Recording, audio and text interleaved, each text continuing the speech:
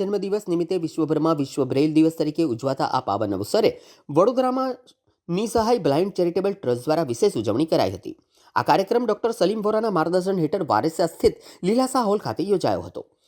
દ્રષ્ટિબાધિત દિવ્યાંગજનોને સશક્ત બનાવવાના તથા સમાજસેવી પ્રવૃત્તિઓને પ્રોત્સાહન આપવાના હેતુથી આયોજિત આ કાર્યક્રમમાં વિવિધ પ્રવૃત્તિઓનું આયોજન કરાયું, જેમાં દિવ્યાંગજનો માટે બ્રેઇલ વાંચન સ્પર્ધા યોજાઈ। સ્પર્ધામાં ઉત્કૃષ્ટ પ્રદર્શન કરનાર સ્પર્ધકોને ઇનામો આપી સન્માનિત કરવામાં આવ્યા હતા।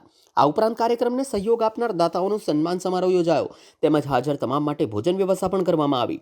કાર્યક્રમ દરમિયાન બ્રેઇલ લિપિનું મહત્વ ઉજાગર કરવામાં આવ્યું અને દ્રષ્ટિબાધિત દિવ્યાંગજનોના આત્મવિશ્વાસ, શિક્ષણ અને સ્વાવલંબનની ભાવના વિકસે તેવો સંદેશ આપવામાં આવ્યો હતો।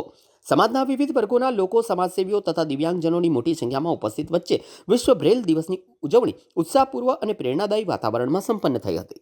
આજે વારસિયા લીલાસા હોલ ખાતે વિશ્વ બ્રેઇલ દિવસ નિમિત્તે અંધજનો માટે બ્રેઇલની વાંચન સ્પર્ધા રાખવામાં આવી છે અમારા સંસ્થા દ્વારા। શું આજે કેવી હરીફાઈ રાખવામાં આવી છે? બ્રેઇલની વાંચન સ્પર્ધાની હરીફાઈ છે અને ઘણા બધા અંધજન બાળકો આવ્યા છે અને જે પણ એમાં સારું એક હશે એમને ઇનામ વિતરણ પણ આપવામાં આવશે। કેટલી સંખ્યામાં ઉપસ્થિત છે? 50 અંધજનો હાજર છે। શું નામ? નીતવા રાવલ। આજે લીલાસા હોલ ખાતે વારસિયામાં બ્રેઇલ લિપિના શોધક જે અંધજનો વાંચી લખી શકે છે એના શોધક લુઈની જન્મદિવસ અમે ઉજવીએ છીએ।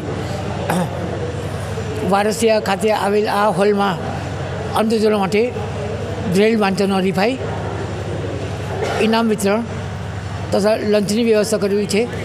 લગભગ 50 અંધજનોએ આમાં ભાગ લીધો છે।